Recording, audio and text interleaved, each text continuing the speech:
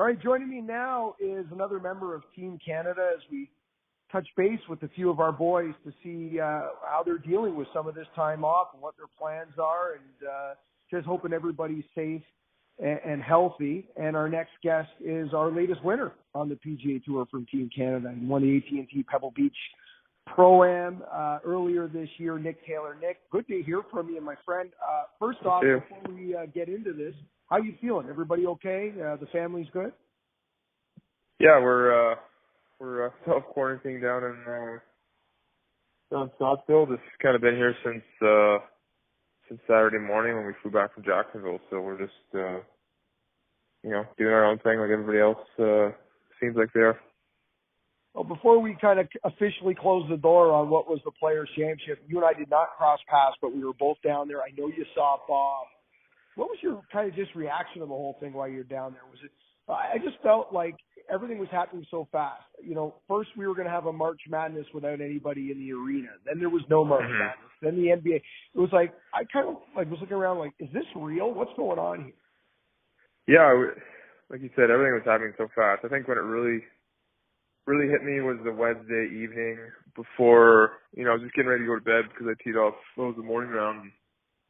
I think it was the Utah Jazz game, the Oklahoma City Thunder game, and that kind of got delayed in the middle of the game, and all of a sudden it came out that one of the players tested positive, and then all of a sudden the NBA was, suspended for the time being, and that's just unbelievable for an organization that big for that to happen. So I really didn't sleep great that night. I didn't really know what was ahead for us. Then I knew that the commissioner, Jim Monahan, was going to do a press conference at noon, which I knew was going to be middle of our round.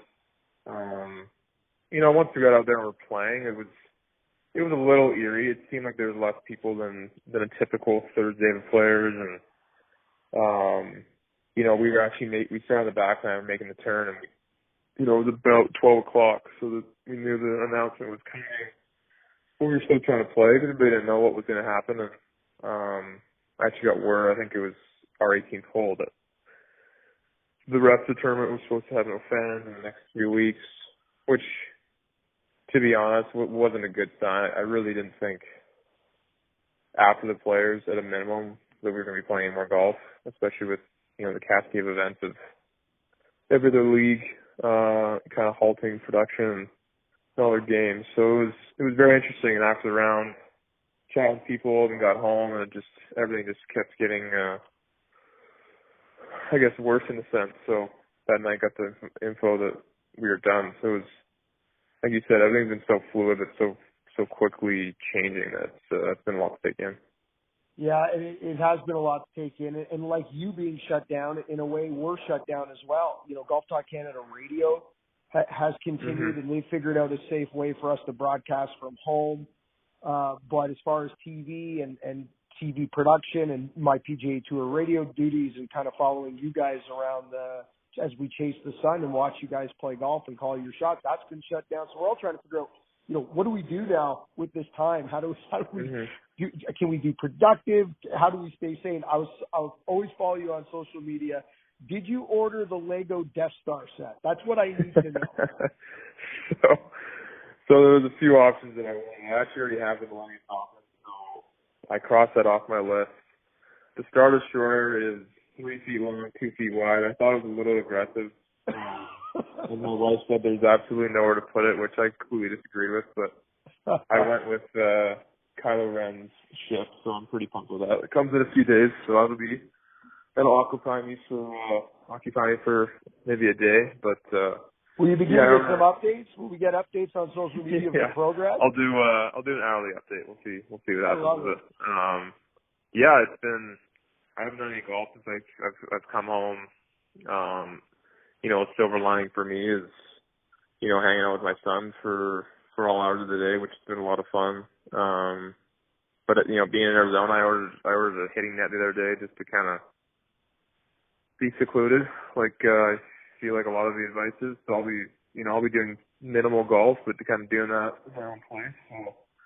So, it's very interesting times, unprecedented for sure. So it's kind of learning as we go, I guess.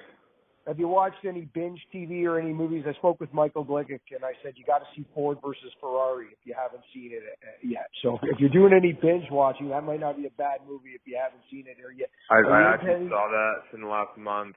You know, I've waited for Homeland. We actually just started that. We've seen a couple episodes. Yeah, we have plenty of options. It's almost hard to figure out which ones you want to watch, but our son Charlie keeps us busy. His schedule will lots of naps, so maybe I'll just nap with him every day. Who knows? All right. Well, Nick, I know you got to go, but I also know you're a big Seattle Seahawks fan. I'm a 49ers fan, so let's not hold that against one another. But I have to ask you, were you surprised at the Tom Brady announcement? I didn't think anything else could be surprising to me over the last 7 days of the news that we have gotten in the world of sports and just the world in general. But Brady, not a Patriot, that was a shock. And then Brady to Tampa Bay, that might even be a bigger shock. What did you think? I think going to Tampa Bay was a bigger shock. My caddy, Jeff Willett, he's the biggest Boston sports fan in general, but huge Pats fan. So he, the vibe was it just kind of seemed like Belichick wanted to move on. So I wasn't that surprised that he wasn't coming back. Tampa Bay, of all places, it was a bit surprising. I'd be curious, in the coming days and months to see his rationale on that. But Bruce Arians is a great coach.